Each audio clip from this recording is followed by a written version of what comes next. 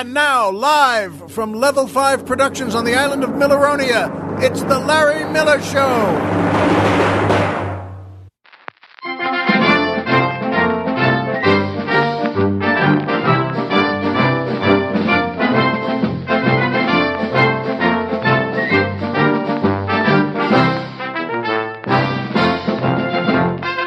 Good evening, Mr. and Mrs. America, and everyone who used to love walking faster than their parents.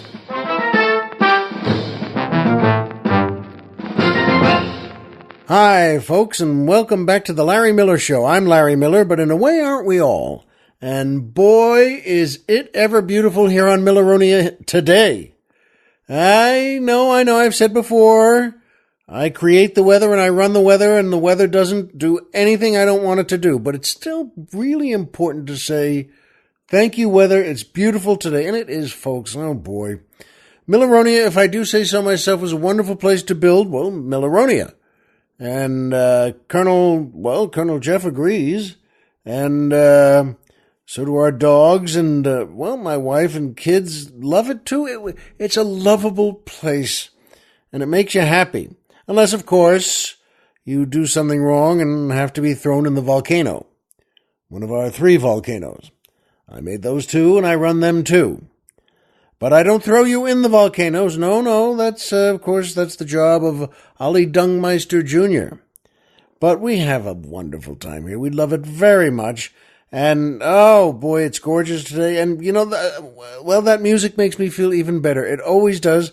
Of course, that's the Tommy Lamoro Orchestra and the Bette Midler Dancers, featuring boy tenor Colonel Jeff Fox, asking the musical question, how come I never see someone running who looks like they're enjoying it? Well, they're not. That's the main reason. In fact, that's the only real reason. They're not. They're not enjoying the running. Now, people will tell you they do, but they sure don't look like it, do they? They don't. They don't enjoy it. I'm glad. You know what? I used to jog, and I think it's good for you, and I think it makes you feel like you've really done something that day. But I wouldn't say that they're enjoying it, that I'm enjoying it, that I don't, you don't jog with a grin on your face. Well, you just don't. So in any case, good question, Colonel. How come I never see someone running who looks like they're enjoying it? Because they're not. And boy, oh boy, and I also want to say we wanted to mention the Bette Midler Dancers, because she is starring in another remake of, Hello, Dolly, which is a gorgeous. I almost said Guys and Dolls there for a second, but it's not that. But Hello, Dolly, what a wonderful show. It was a good movie, too, but folks, if you haven't seen Hello, Dolly on stage, good Lord. Carol Channing was in the first one in 1964 on Broadway, and Pearl Bailey was the star of the second one. Boy, oh boy, I have to tell you, I saw Pearl Bailey in that. My mother took my sister and me to the theater, to Broadway, and from where we lived on Long Island, and we saw Pearl Bailey. That was the all-black version, by the way, of Hello, Dolly.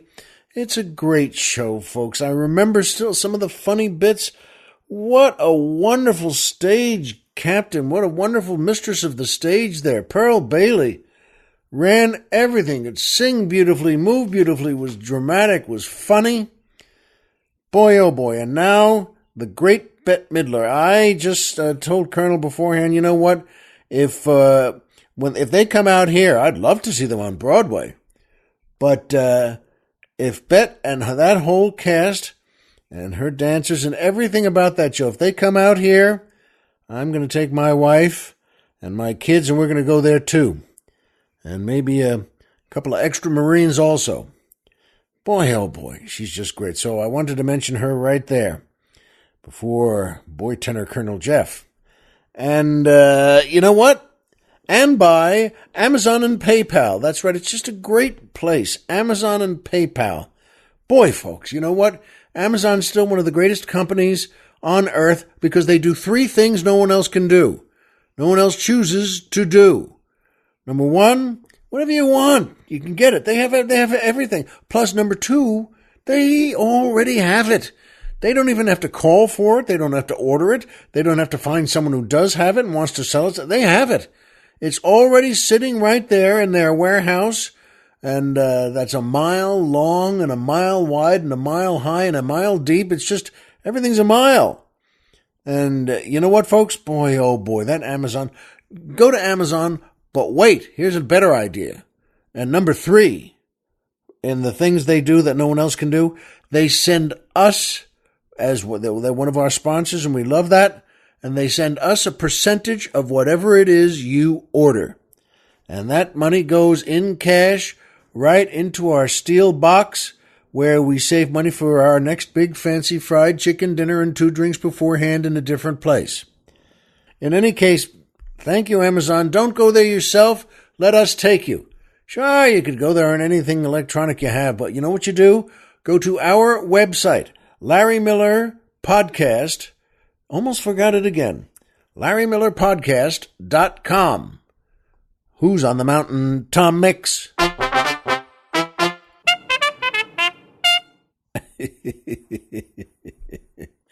That's a jaunty trumpet player.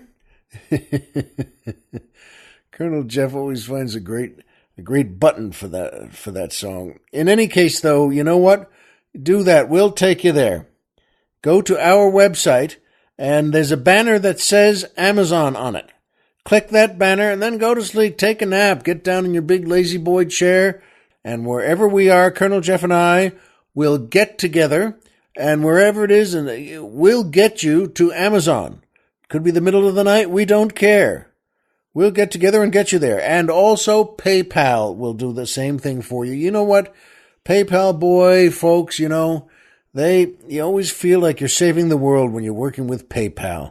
And who knows, maybe you are. So what you want to do is, by the way, go to PayPal. It means the world to us. What you do is we have another banner on our website, LarryMillerHumor.com. No, wait, it's not Larry Miller Humor, is it? That's something else. That's one of my websites. Yeah. How dumb can one get? Not that dumb. Close to it. And at any rate, go to our website, LarryMillerPodcast.com. Who's on the mountain? Tom Mix.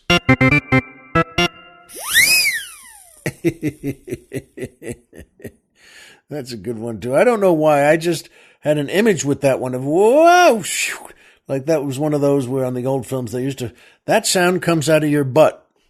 And I don't mean because you've just expelled something. I mean, it just, whoa, it just sounds great. Like it comes out. And the guy, as they were doing that, he might be on ice skates on a lake, but he's fanning back there. That one of his hands is, whoa. I think it's time to go home, but first maybe step into that bar. In any case, folks, do that. PayPal is a great group. If you love our show, and why wouldn't you? And if you really like listening to me talk to you, and why wouldn't you? And you really want to help us out, and why wouldn't you? Go to PayPal. And you know what? I like saying that because sure you could. I'm not very fond of saying, you join the Platinum Club with something you send. Or, you know what? If you send enough, you'll do this. You know what, folks? I just like saying, buy us some drinks. And that's the truth. That makes me feel better. Certainly makes Colonel Jeff feel better. And you know what? So do that to us. Go to Amazon or PayPal. Just work with them. Boy, they're 2 terrific groups. And I'm glad they're part of my show. And that brings me to my favorite part of the show, the joke of the week.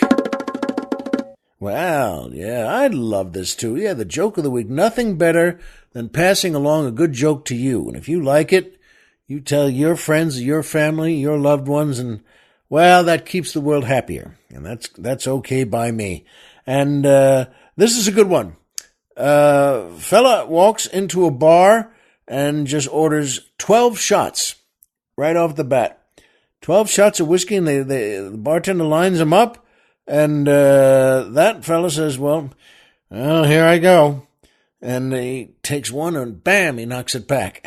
He puts the glass down, then takes the second one, knocks it back, boom. Third one, knocks it back. Right away, one right after the other. Fourth one, knocks it back. Fifth one, knocks it back. And the bartender's watching. The bartender says to him, boy, you don't mind my saying so, boy, you're knocking those down pretty fast. And the guy says, well, you'd be drinking them up pretty fast too if you had what I have. Oh, what do you have? 75 cents. And we both got a laugh out of that, and I hope you did too. And you know what? It means a lot. Nothing like a good joke like that. Please do. Pass it along. And that brings me to my second favorite part of the show, the Poetry Corner.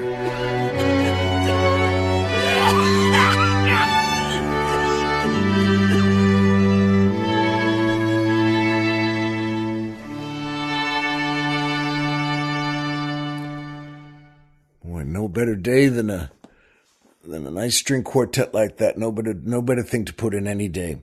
That's because it's so beautiful back here on Milleronia. In any case, folks, this is a great poet, Ogden Nash. I've read things from him before. Ogden Nash, what a great wordsmith, what a good wit, and what a man who loved also just, well, the sweetness and the drama and the humor of words. His poems are wonderful. And this one is called Spring Comes to Murray Hill.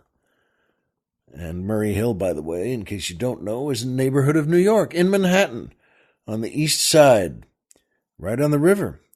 And so here it is, Spring Comes to Murray Hill by Ogden Nash. I sit in an office at 244 Madison Avenue and say to myself, you have a responsible job, haven't you? Why then do you fritter away your time on this doggerel? If you have a sore throat, you can cure it by using a good goggerel. If you have a sore foot, you can get it fixed by a chiropodist, and you can get your original sin removed by St. John the Baptist. Why then should this flocculent lassitude be incurable? Kansas City, Kansas proves that even Kansas City needn't always be measurable. Up, my soul, this inaction is abominable. Perhaps it is the result of disturbances abominable. The Pilgrims settled Massachusetts in 1620 when they landed on a stone hummock. Maybe if they were here now, they would settle my stomach. Oh, if only I had the wings of a bird. Instead of being confined on Madison Avenue, I could soar in a jiffy to second or third. I love that guy, and he's so smart and has such a good heart, and he as I said, God bless him, he makes things sweet and funny, and I'll bet he did that with his regular life too. And that brings me to my third favorite part of the show, MMM, Triple M, the Magic Movie Moment.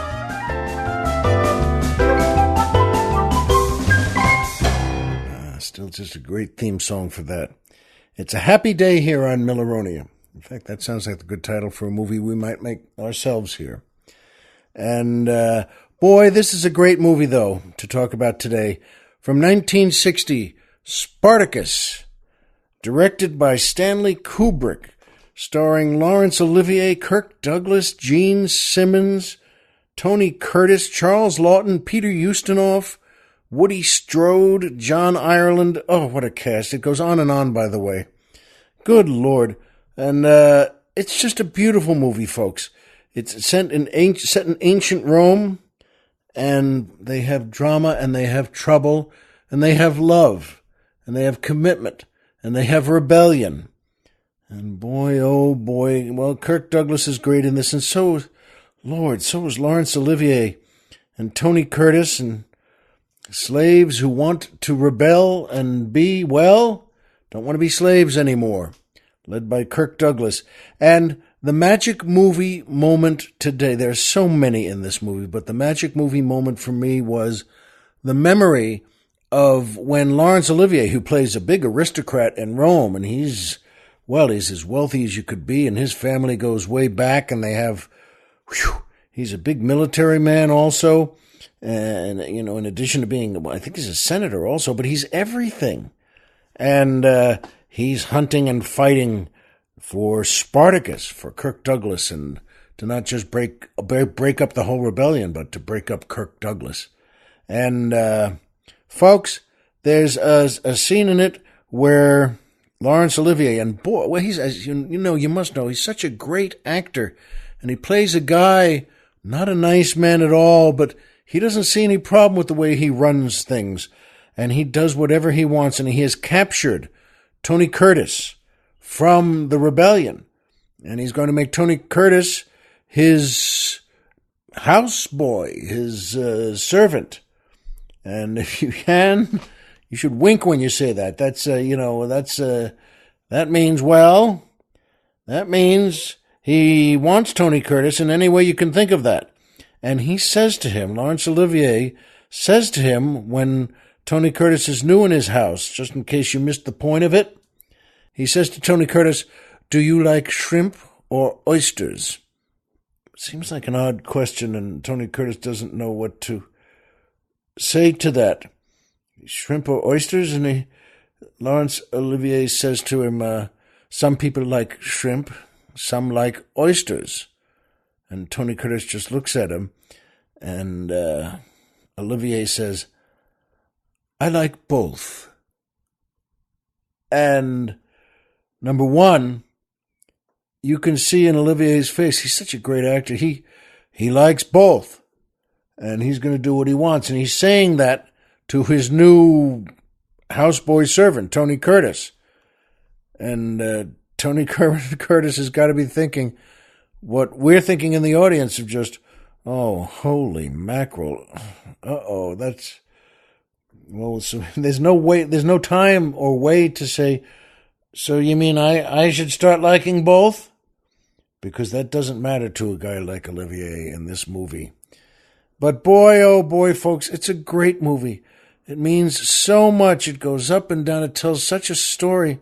They're all so good. Charles Laughton, Peter Ustinov, Gene Simmons is great, who plays Varinia, who falls in love as a slave with Kirk Douglas, and he falls for her. Folks, it's a wonderful movie. There are several other versions of things that have been made since, and there are TV versions, and good luck, that's fine. They don't mean anything to me, because there is one that means everything to me, and it is this one, from 1960, Spartacus, directed by Stanley Kubrick, and with Laurence Olivier, Kirk Douglas, Gene Simmons, Tony Curtis, and so many others. Please see it soon. If you haven't seen it, see it soon. If you've seen it like me 30 times, see it soon again. And even if, well, you don't like both, and you won't have to say, yikes. In any case, sometimes the little things in life mean so much. We all know that lesson, but we forget it sometimes. And I had an audition yesterday, and it was at a place near downtown in Los Angeles, obviously before I got back on my secret jet plane to come back out here to Milleronia. But for that audition, you know what, it was, as I said, near downtown. It was a house there, and, oh, boy, good place. And I went in there, and the front door leads to a flight of stairs. Well, there had to be 25, 30 stairs there, and you just, all right, and that'll take you up to the lobby level of this one casting company.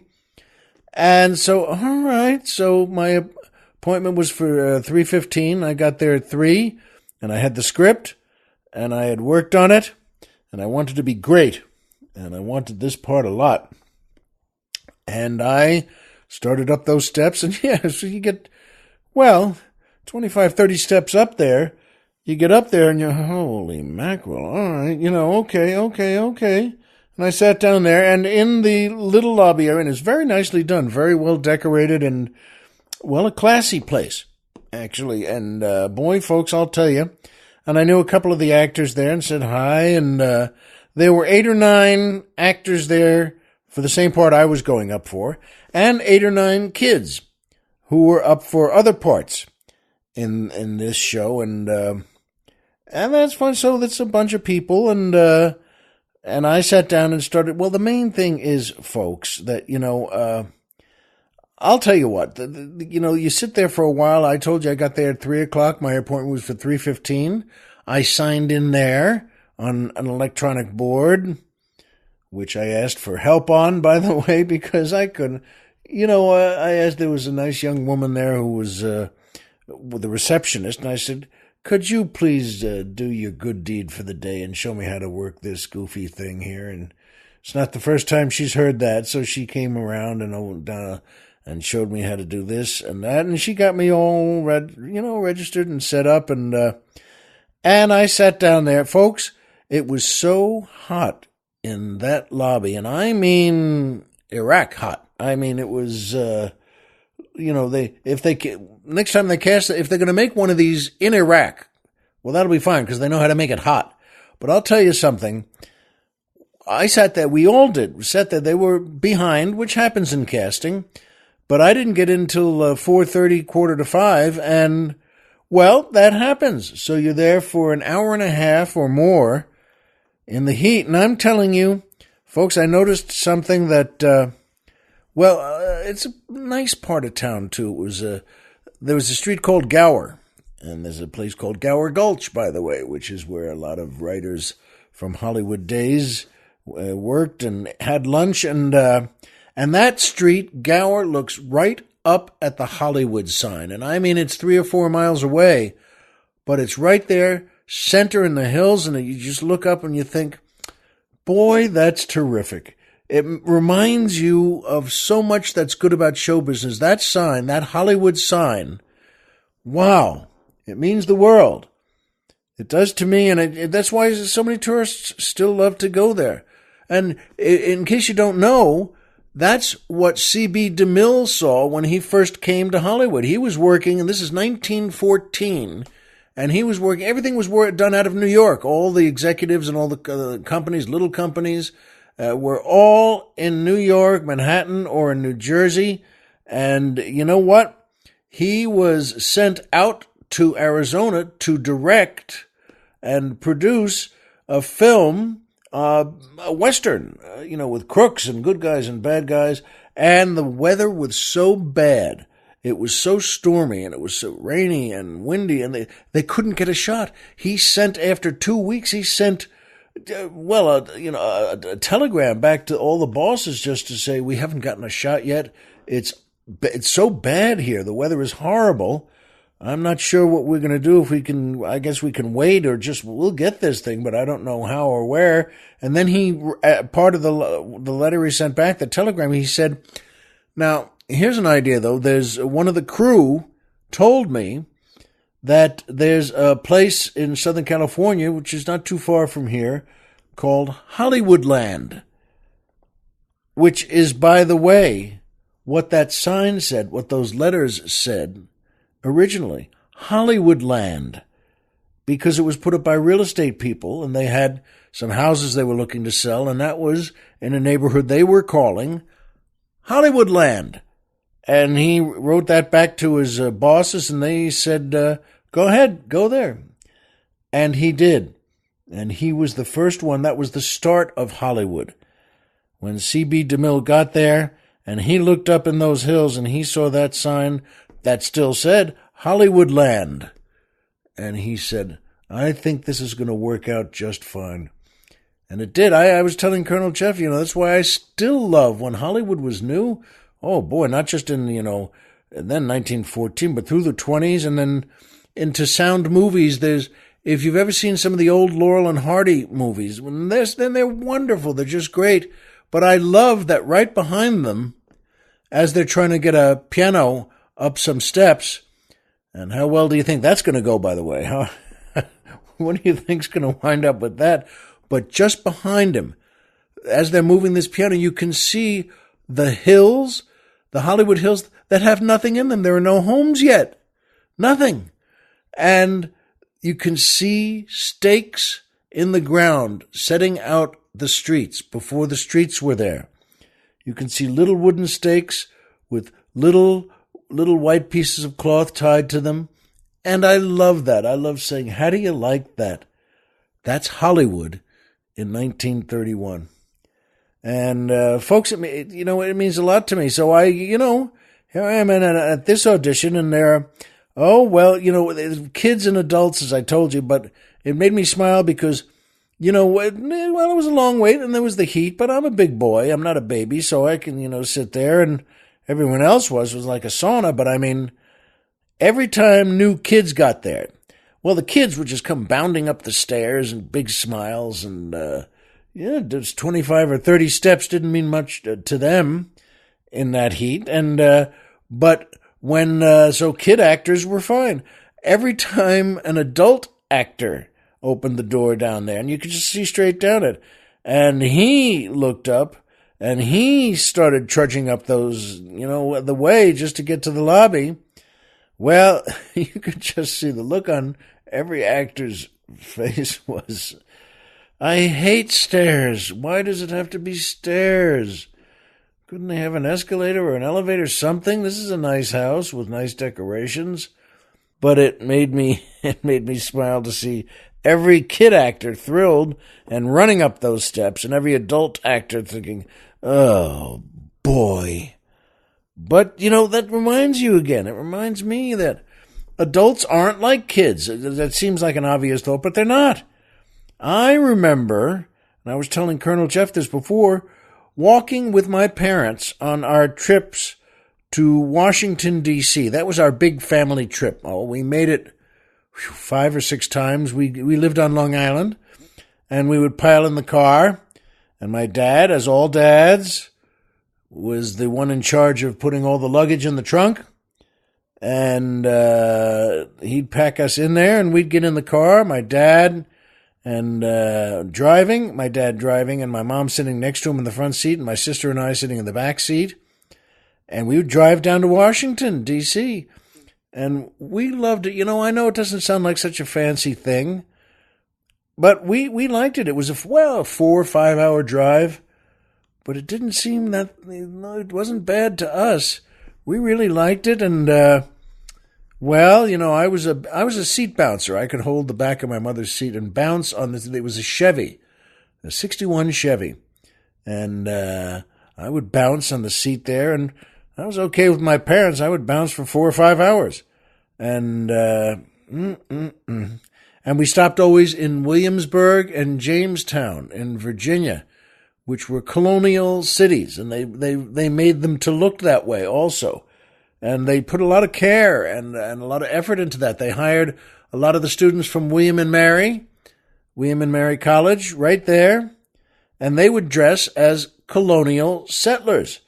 And they would have a fife and drum corps with the young men marching along there and putting on, the shows of with their muskets, and as if they were attacking. And the young men and the young women there were doing, and they had colonial villages, which is terrific. We always stayed, by the way, and wherever we were, the point is I would walk with my parents and my sister and other adults that would sometimes either come with us or meet us there, my Uncle Arnie or Aunt so-and-so and Uncle so-and-so who might have lived in Pennsylvania or Maryland. And they would come down and bring their kids, and we were in Washington. And folks, I'm telling you, wherever we walked, we would always go to the White House. We never got in. We weren't even trying to get in. We would walk around the White House there, where you all know that fence. And, to us, that was pretty neat. Again, it didn't seem so fancy maybe, but it sure was to us. Might have been a small thing, but it wound up being a big thing. And as we walked from the White House, we think, oh boy, I guess we're going to go get some dinner or a late lunch or something like that. And also the same thing, it wasn't one of those fancy restaurants where senators might have gone. It was, Dupar's is a nice place out on the mainland back in the valley, and I like going there. It's always clean, and it's not fancy, but so we would go to a place like that. But the point is, folks, we would start walking, and my parents would be walking with uncles and aunts, and I was a kid. I was 7, 8, or 9, so I loved to walk and march and just giggle, and I couldn't believe, and I still remember this clearly, 50 feet or 100 feet ahead in just minutes, a couple of minutes. And then I would stop and turn around. I couldn't believe my folks were 100 feet back.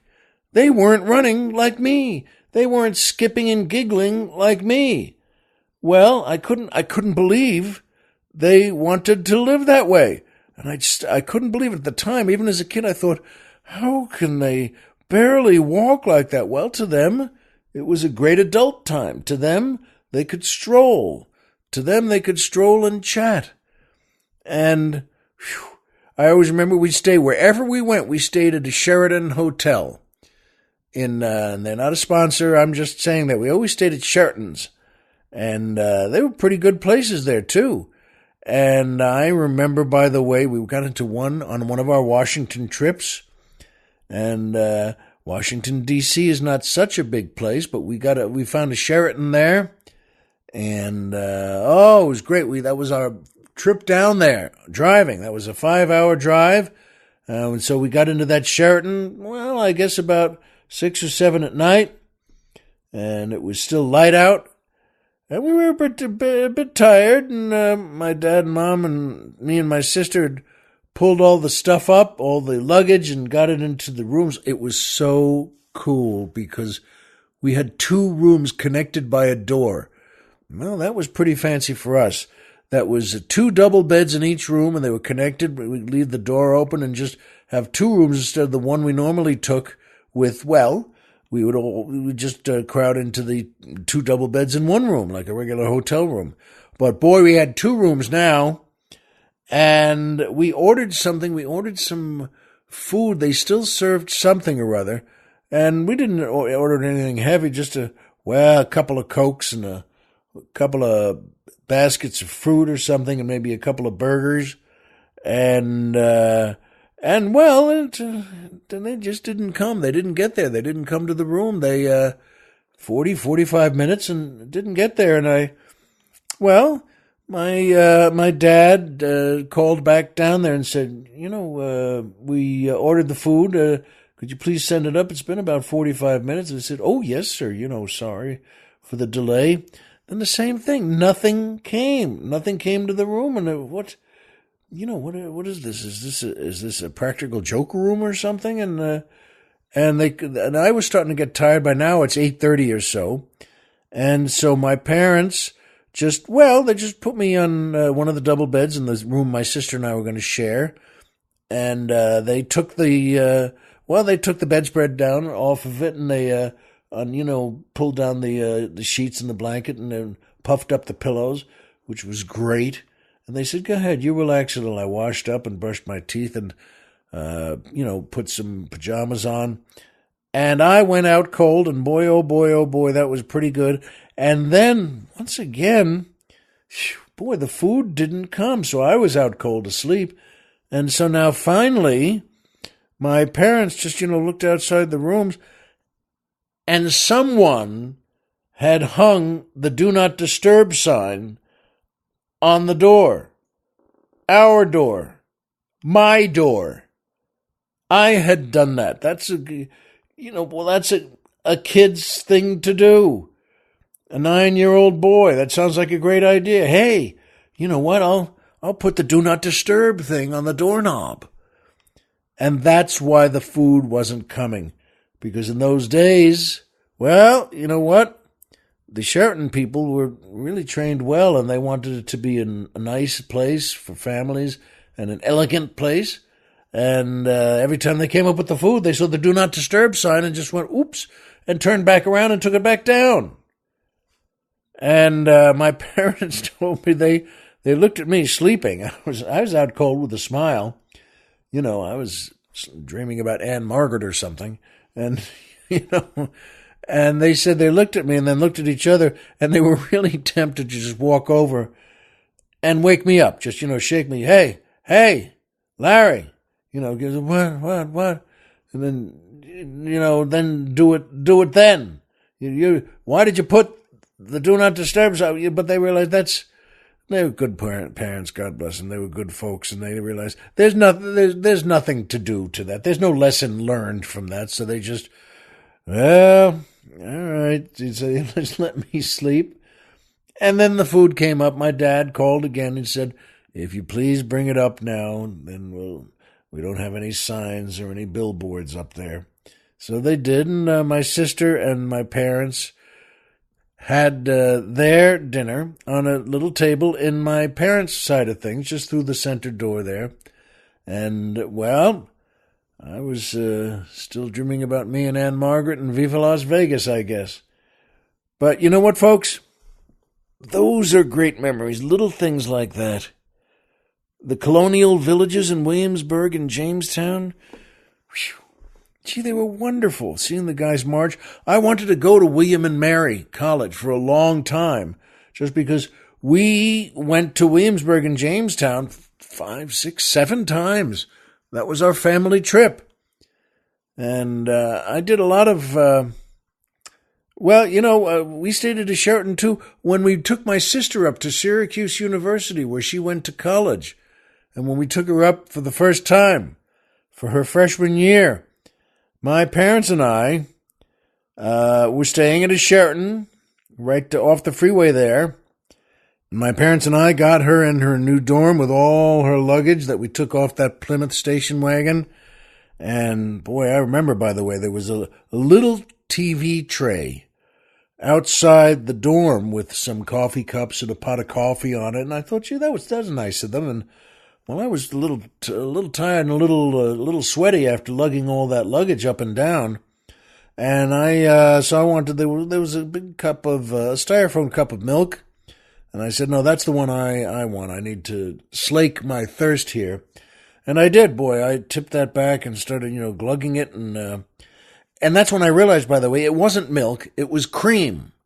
So after I got about 9 ounces into it, I was, I don't know if anyone's ever had that much cream. That's not what you're supposed to do with it. You don't chug cream. You chug beer. I did that later, but not at the age of 14. At any rate, we did that. We stayed at the Sheraton there, too. And then we were in Moody's cafeteria.